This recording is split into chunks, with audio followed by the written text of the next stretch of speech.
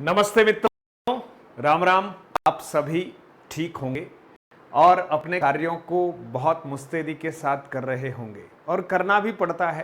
कहते हैं कि जब तक जीना है तब तक हमें सीना ही पड़ता है और जब तक हमें कुछ अचीव करना है तब तक हमें पढ़ना ही पड़ता है।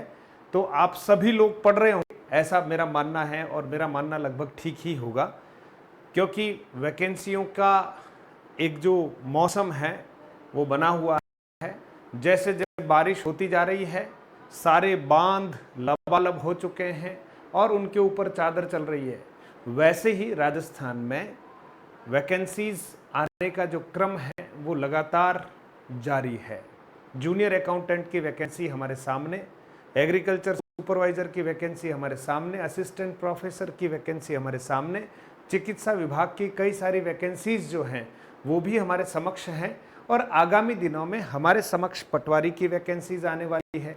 एलडीसी के बारे में सुन रहे हैं मित्रों कि लगभग 7,500 से 7,700 के मध्य में जो है एलडीसी है ना, जो कनिष्ठ हम कहते हैं लिपिक है, उसकी एक बहुत बड़ी भर्ती जो है हमारे समक्ष आने वाली है। और इसके आने की जो संभावनाएं जताई जा रही है कि अगस्त के अंतिम सप्ताह में यह विज्ञप्ति बोर्ड के द्वारा प्रकाशित कर दी जाएगी। अभी जो है बहुत प्रशासनिक लेवल पर अभ्यर्थना भेजने का काम जो है, वित्तीय स्वीकृति और अभ्यर्थना वाला काम जो है वो गति के साथ चल रहा है। तो जो अभ्यर्थी एलडीसी की तैयारी कर रहे हैं और आप जानते हैं कि ये सब सीईटी के अधीन ही होने वाला मामला है, तो आप अपनी तैयारी को जारी रखिएगा। वैकेंसीज जो है वो अगस्त के अंतिम सप्ताह तक आपके समक्ष आने की पूरी संभावना है। दूसरा ये है कि ये वैकेंसी तो हमारे सामने आई रही है और अच्छी संख्या में है, लगभग 7,700 या मोटा मोटी 8,000 के आसपास ये वैकेंसी हमें मिलने वाली है। लेकिन अभी अभी आपने देखा होगा 2-3 दिन पहले ही हमारे जो कर्मचारी चयन बोर्ड के अध्यक्ष हैं हरिप्रसाद जी शर्मा, उन्होंने इस्तीफे की पेशकश कर दी है और इस्तीफा सरकार के पास भेज दिया है। तो जैसे ही बोर्ड अध्यक्ष जी द्वारा ये इस्तीफा देने का कार्य किया गया है, हालांकि सरकार ने अभी उसको स्वीकार नहीं किया है, ऐसी स्थितियों में आगामी समय में होने वाली जो भर्तियां हैं उनके ऊपर क्या प्रभाव पड़ सकता है। तो आप देखिए 2-3 चीज़ें इसमें हमारे समक्ष निकल कर आ सकती है। पहला तो ये कि सरकार के द्वारा जो अध्यक्ष जी का जो इस्तीफा है ना, उसको न माना जाए और उन्हें उनका इस्तीफा जो है वो अस्वीकार कर दिया जाए, एक कंडीशन। दूसरी कंडीशन ये भी है, जैसा कि सुनने में आ रहा है कि हरिप्रसाद जी जो हैं वो कहीं कहीं चुनाव लड़ना चाहते हैं विधानसभा का, तो इसलिए वो इस्तीफा दे रहे हैं। तो ये हो सकता है कि राजनीतिक मित्रता हो गहलोत साहब की और उनकी, तो हो सकता है उस एंगल से ये इस्तीफा दिया जा रहा हो और कुछ समय में ये इस्तीफा स्वीकार कर लिया जाए तो फिर दूसरे बोर्ड अध्यक्ष को बनाया जाना बहुत ज़रूरी है। क्योंकि अगर बोर्ड अध्यक्ष नहीं होगा तो आप सोचिए कई सारे जो काम हैं, नीतिगत निर्णय हैं, वो नहीं लिए जा सकते। इस स्थिति में जो भर्ती परीक्षाएं हैं, जो भर्ती के विज्ञापन हैं, वो सब कहीं न कहीं बाधित हो सकते हैं।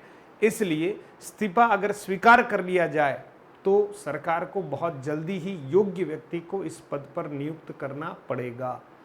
ऐसी स्थिति में अगर ये नियुक्ति समय पर नहीं हो पाएगी तो आप सोचिए कई सारी जो आगामी कैलेंडर जारी कर रखा है, परीक्षाएं लेनी है, वैकेंसीज निकालनी है, उसमें कहीं न कहीं दुविधा हो सकती है।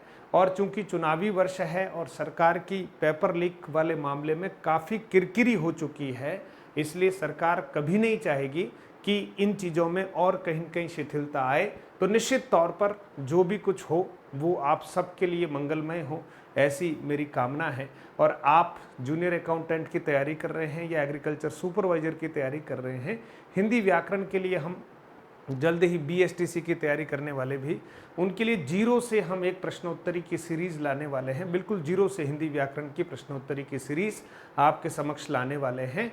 और आप टेलीग्राम चैनल से ज़रूर जुड़ जाएं ताकि जैसे ये सीरीज़ शुरू होगी पहले आपको यहाँ यूट्यूब पर भी सूचना दी जाएगी और साथ ही साथ आपको हमारा टेलीग्राम चैनल जो है मधुरम हिंदी, उस पर भी आपको सूचना दी जाएगी। और आप अगर तैयारी कर रहे हैं और पूरा हिंदी व्याकरण का सिलेबस कोर्स अगर चाहते हैं तो आपको आपको मधुरम हिंदी प्रो करके हमारा जो हमारा एप्लीकेशन है उसको आपको प्ले स्टोर से डाउनलोड करना है, या इस वीडियो के डिस्क्रिप्शन में सारे लिंक दे रखे हैं, उनका उपयोग करके आप हमसे जुड़ सकते हैं।